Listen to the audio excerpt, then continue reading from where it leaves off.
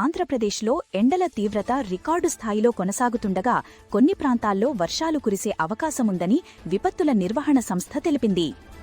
ప్రకాశం జిల్లా కంభం, కడప జిల్లా ఒంటిమిట్టలో గరిష్ఠంగా 44.3 డిగ్రీల ఉష్ణోగ్రతలు నమోదయ్యాయి. రాష్ట్రంలోని 140 మండలాల్లో తీవ్రమైన ఎండల ప్రభావం ఉంటుందని విజయనగరం, పార్వతీపురం మన్యం జిల్లాల్లో వేడిగాలులు వీస్తాయని హెచ్చరించారు. ద్రోణి ప్రభావంతో పార్వతీపురం మన్యం, అల్లూరి సీతారామరాజు, పోలవరం, అనంతపురం, కర్నూలు, నంద్యాల జిల్లాల్లో పిడుగులతో కూడిన తేలికపాటి వర్షాలు కురిసే అవకాశం ఉంది. మంగళవారం మార్కాపురం, గిద్దలూరు ప్రాంతాల్లో గాలివాన వల్ల విద్యుత్ స్తంభాలు, చెట్లు నేలకొరగాయి. మే మొదటి వారంలో 15 జిల్లాల్లోని 22 పరిశ్రమల్లో ఆయిల్ అండ్ కెమికల్ డిజాస్టర్ మేనేజ్మెంట్పై మ్యాక్ డ్రిల్ నిర్వహించనున్నట్లు అధికారులు ప్రకటించారు. Download ShareChat.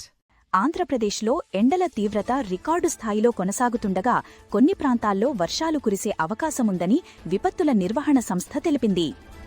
ప్రకాశం జిల్లా కంభం, కడప జిల్లా ఒంటిమిట్టలో గరిష్ఠంగా 44.3 డిగ్రీల ఉష్ణోగ్రతలు నమోదయ్యాయి. రాష్ట్రంలోని 140 మండలాల్లో తీవ్రమైన ఎండల ప్రభావం ఉంటుందని విజయనగరం, పార్వతీపురం మన్యం జిల్లాల్లో వేడిగాలులు వీస్తాయని హెచ్చరించారు. ద్రోణి ప్రభావంతో పార్వతీపురం మన్యం, అల్లూరి సీతారామరాజు, పోలవరం, అనంతపురం, కర్నూలు, నంద్యాల జిల్లాల్లో పిడుగులతో కూడిన తేలికపాటి వర్షాలు కురిసే అవకాశం ఉంది. మంగళవారం మార్కాపురం, గిద్దలూరు ప్రాంతాల్లో గాలివాన వల్ల విద్యుత్ స్తంభాలు, చెట్లు నేలకొరగాయి. మే మొదటి వారంలో 15 జిల్లాల్లోని 22 పరిశ్రమల్లో ఆయిల్ అండ్ కెమికల్ డిజాస్టర్ మేనేజ్మెంట్పై మ్యాక్ డ్రిల్ నిర్వహించనున్నట్లు అధికారులు ప్రకటించారు. Download ShareChat.